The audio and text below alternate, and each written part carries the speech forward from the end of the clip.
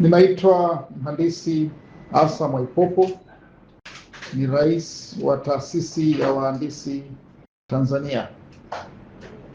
Leo tuko hapa kuzungumzia kongamano la 12 la wahandisi Afrika chini ya UNESCO. Taasisi ya Wahandisi Tanzania ni mwanachama wa shirikisho la wahandisi Afrika naitwa FAEO, na pia ni mwanachama wa shirikisho la vyama vya kihandisi duniani naitwa WFEO.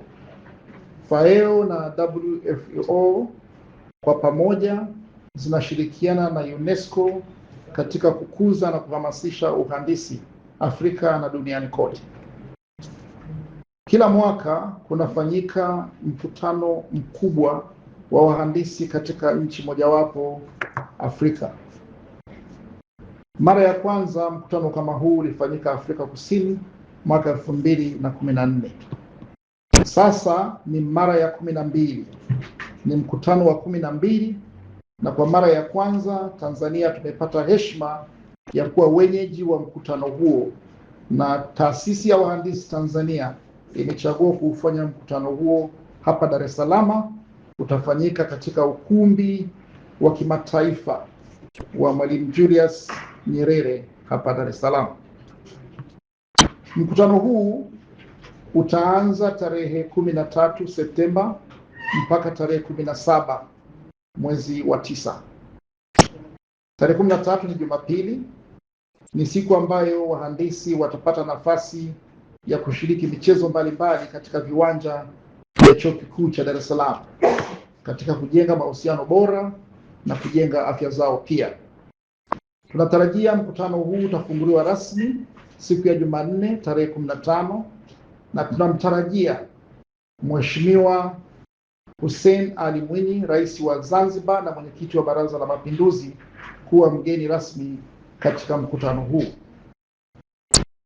Kauli mbiu ya mkutano huu ni kujenga Afrika yenye mustakabali jumuishi, bunifu na endelevu, au Engineering Africa's Inclusive, Innovative and Sustainable Future. Fursa mbalimbali za kushiriki zipo. Kubwa kwa wahandisi ni kujisajili, na tunawaalika na kuwasihi waajiri wa wahandisi wengi kuwasajili wahandisi wao ili wapate kushiriki katika mkutano huu na kukutana na wahandisi wengine kutoka nchi mbalimbali.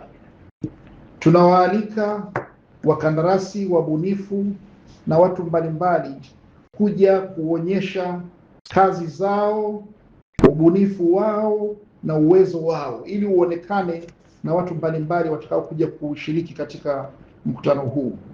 Tunawaalika wadau wa uhandisi kufadhili mkutano huu, na pia kupata nafasi ya kujitangaza na kufahamika mambo ambayo wao wanayafanya. Ni mkutano muhimu sana kwa Taasisi ya Wahandisi Tanzania, kwa sababu ni mara ya kwanza tumekuwa wenyeji wa mkutano huu. Ni mkutano ambao unailetea nchi heshima. Ni mkutano ambao kwetu sisi wahandisi ni mahali pa kuonyesha umahiri wetu kwa wahandisi wanaotoka nje ya Afrika. Ili kuwa mwanafamilia bora wa Global TV, usisahau kusubscribe, like, kushare na kucomment. Baada ya kusubscribe, bonyeza alama ya kengele ili kupata taarifa kwa kila video inayopanda Global TV Online.